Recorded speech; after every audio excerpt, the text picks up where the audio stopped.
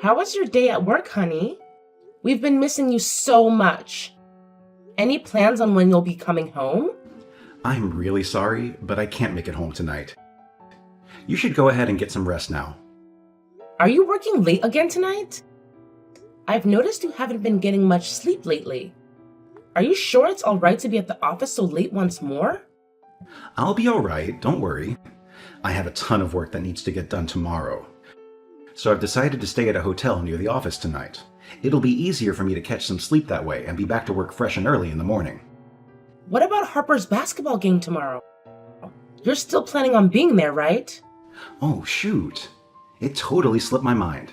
Is that tomorrow? You promised Harper that you'd be there to cheer her on. Please don't break that promise. She's counting on you, and you can't let her down again. I don't think I'll have much of a choice. Can you please apologize to her on my behalf? You can't do this again. How many times is it now? This is becoming a pattern with you.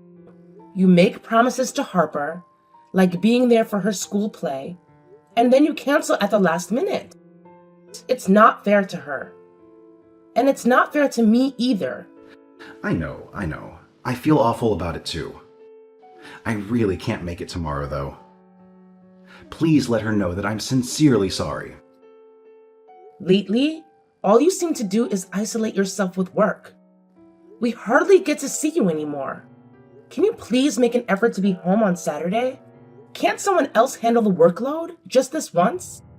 My company is smack in the middle of these intense business negotiations lately, and it's been consuming our focus day in and day out.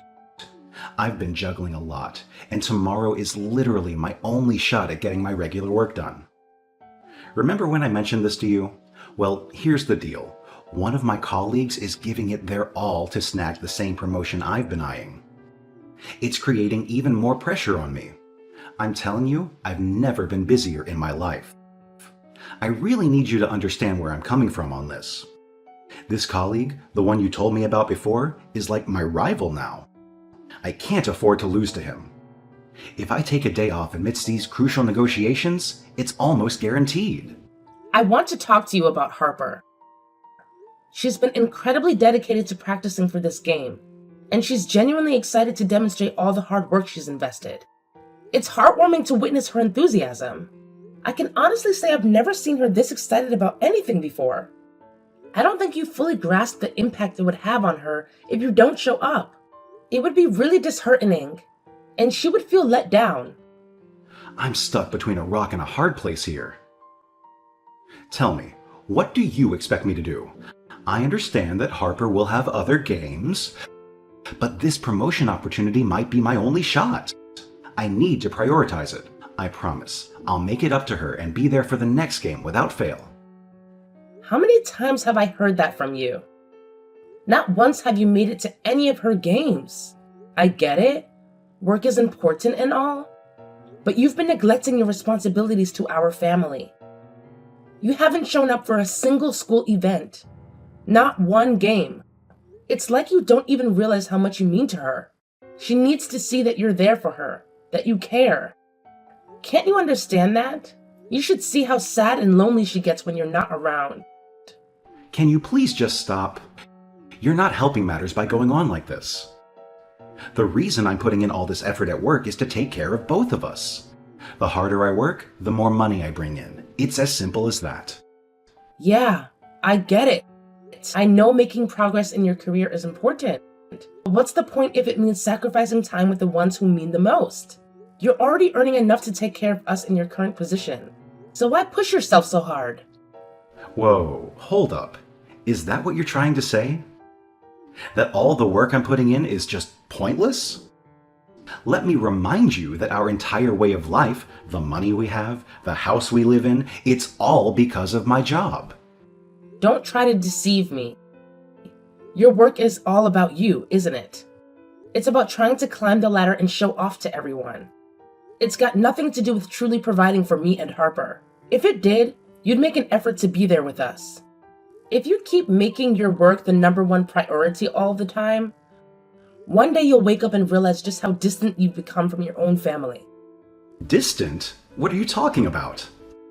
Do you even realize how Harper sees you as her parent? How can you expect her to feel any affection towards you when you constantly break her promises and never bother to be at home? If you keep going down this path, one day you'll wake up and realize that the bond between you has faded away. By then, it'll be too late to fix it.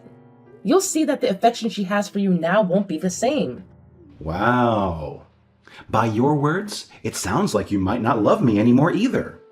What kind of cruel prediction is that?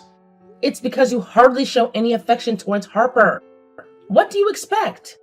You've broken promise after promise, time and time again. At this rate, it's only natural that as she grows older, she won't feel a strong connection to you. You're putting way too much pressure on our relationship, especially between me and Harper. This is just how fathers typically interact with their children, whether it's a son or a daughter. I know it might seem odd to you, but there have been plenty of times when I didn't have much of a connection with my own father either. I get it. As adults, we naturally talk to our parents less when we have our own lives and families. But Harper is still young, and she doesn't understand why her own father shows so little interest in her. It's leaving her with the feeling that you don't truly love her. If things continue like this, the gap between you will only grow wider as she gets older. And it might happen sooner than you realize. You could say that's a good thing, though. She needs to be independent someday. Why are you so indifferent? Haven't you seen those stories about people passing away all alone because they're completely disconnected from their families? If you keep going down this path with Harper, you might end up in the same boat, left with no one by your side. Oh, come on. That's a really dramatic conclusion to reach. And it'll never happen like that with me and Harper. It's hard for me to grasp how you can believe that, especially when Harper is just 8 years old and you're already so distant. If things continue like this, in 10 years, she might not have any interest in you at all.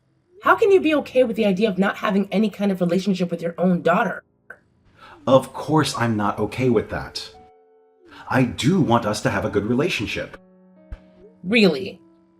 If so, please think about what I've said. Think about your relationship with Harper and your behavior towards us as a family. I'm not at all saying that you should give up on your dreams and ambitions with your career. Please try to find a balance that allows you to spend a little time with Harper. No, I understand. Maybe I have been a bit too single-minded about work. I promise I will make more of an effort to be there for Harper's games. I'll try to set aside more time to be with the two of you. Thank you. I will tell Harper that you won't be able to make it to the game tomorrow morning. Will you at least mind calling her before the game to wish her luck? That way, she at least hears from you. But I know your encouragement would mean the world to her. Yeah, I can do that. What the hell? Why are you blowing up my phone? I told you not to contact me while I'm at work. I'm in the middle of an important meeting. I'm sorry, but it's an emergency. Something terrible happened. Harper was hurt in an accident. You need to come to the hospital right now. What happened? Is she okay? Someone on a bicycle ran into her. Are you kidding me?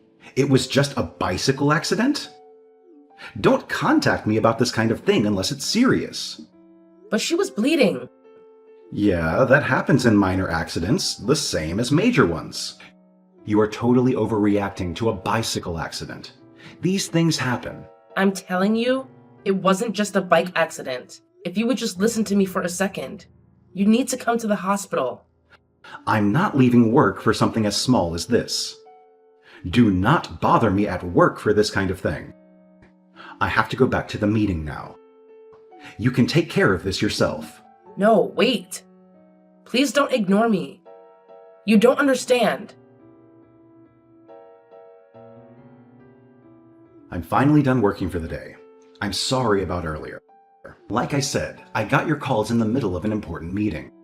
I thought something major might have happened. I'm heading to the hospital now. How is Harper doing? Don't bother coming. You've said and done enough. The last thing I want right now is to have to see your face. Come on, don't be upset with me. Maybe I shouldn't have said what I did, but I've asked you not to bother me at work. Yeah, right. I interrupted your big important meeting. Was it really so important? It really was. That's why I got so angry. How far I can go in my career depends on the success of every business meeting. Is it so impossible to put our daughter first? Even once? What exactly would you have me do? Drop everything for every single phone call or text? Regardless of the time or of the situation? Should I have ignored a meeting that's critical to my career for the sake of a bike accident? That's what I was trying to tell you. It wasn't just a bike accident. But your work takes priority even over our daughter's life, right? Oh, please. Her life? You're blowing this way out of proportion. Harper was seriously injured. She's in critical condition right now. Wait, what do you mean she's in critical condition? You did say it was a bike accident, right? She was hit by a road racing bike. Those things go just as fast as a car. She has a serious head injury from the crash. The doctors have her in the operating room right now. They don't know how long they will be with her. I asked you to come as fast as you could. You flat out refused to listen to a word I said. No, this can't be real. This is some kind of sick joke, right? What about the basketball game? The game ended a long time ago. And of course, you didn't call her. Just more broken promises. She waited all morning for you to call her. Crap. I'm sorry. I forgot that I said I would call her. That's all you can say? You forgot? You always forget. But I bet you never forget anything at work. I got caught up in doing some work all night and didn't go to sleep until nearly dawn. I remembered at around 3 p.m. that I was supposed to call. Really, I meant to call her. It's always the same with you. Always ready with a lame excuse. You refuse to see that it is Harper who gets hurt by all your cancellations and broken promises. She was fighting back tears when we left for the game. I wanted to be there. I was planning on going to one of her basketball games as soon as I had a little free time. Stop making excuses. It's your fault that she was in the accident in the first place. Me? How is it my fault? She wanted to make a stop on the way home after her game was over. She asked if we could go to the sweet shop near our house. The one with the locally made dark chocolate that you like? I know it. But Harper doesn't really like most of what they have there. What did she want there? She wanted for you to care about her. She wanted to buy you the chocolate that you love so that you would pay attention to her. She wanted to go for me? The accident happened on the way back home. If you had been to the game like you promised, she wouldn't have felt the need to try and buy your attention. That's all I can think about right now. She is hurt right now and wouldn't be if you had just kept your promise. That's ridiculous. This has nothing to do with me. Why did you let her go to the sweet shop on her own? She's hurt because you weren't watching her like you should have. I was walking behind her the whole time. Don't try and lecture me about something you didn't even see. The bike rode straight through a red light without ever slowing down. There was nothing that I could have done. Believe me, I wish there was. And let me guess. Next, we're going to say it was Harper's fault for wanting to go to the sweet shop in the first place. You should have at least held her hand. Who lets a kid her age walk by themselves? She's not a baby anymore. You might have noticed that if you had anything to do with raising her, and since you have never taken part in raising her, you don't get to say things like that to me. She may not be a baby, but you should still be holding her hand and keeping her safe. You do know that she is 8 years old now, right? We are well past the age where she needs her hand held all the time. She goes to school and walks home by herself. She rides her bike to her friend's house all the time. It's idiotic to say that she still needs her hand held all the time. It just shows how detached you really are from her life. Look, I'm sorry. I didn't mean it that way. I shouldn't be trying to put the blame on you. I'm just panicking. Does panicking make it okay to accuse me of neglecting my daughter? I've heard that in situations just like this that people show their true nature.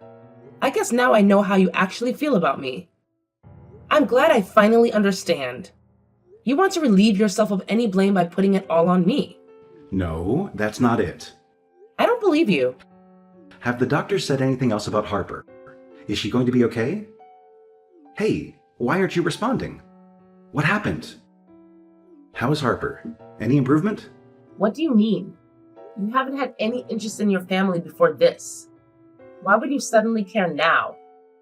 That's not true and you know it. I've been so worried about her that I can barely focus on anything.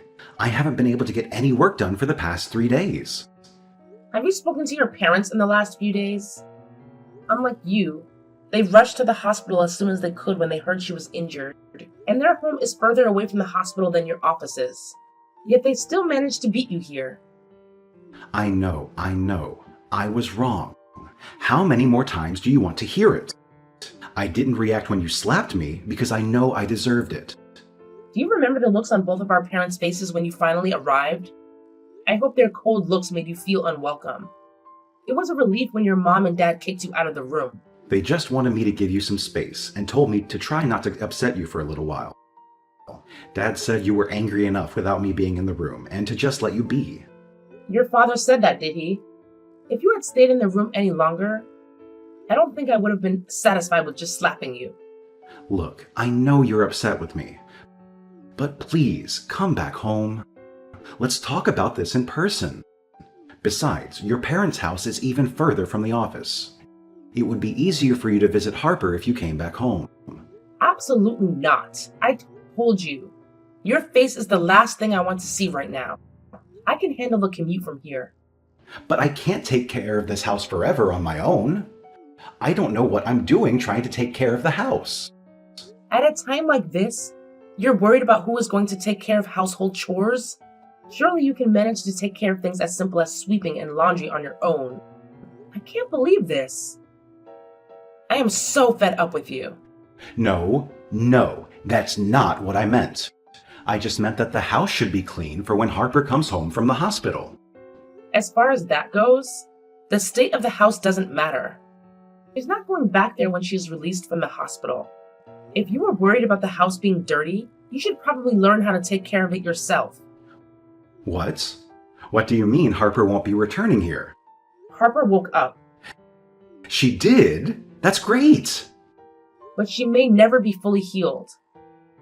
The doctor says she will likely have ongoing problems as the result of her injuries. Ongoing problems? Like what?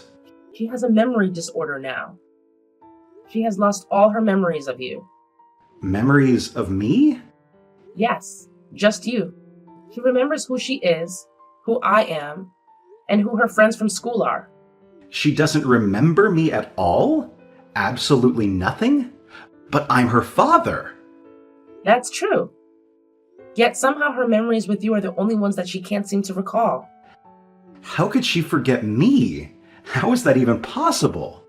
I don't know how people's brains work, but according to the doctors, it does apparently happen sometimes. People lose specific memories while keeping others.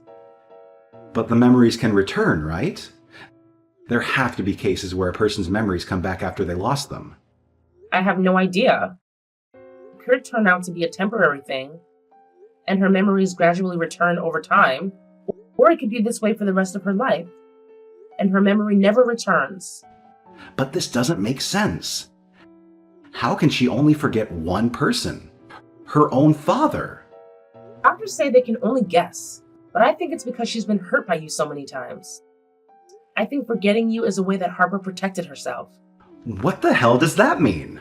If she doesn't remember you, then she doesn't have to feel the pain of thinking that you don't care about her. She doesn't have to feel the hurt and sense of betrayal that your absence and broken promises cause.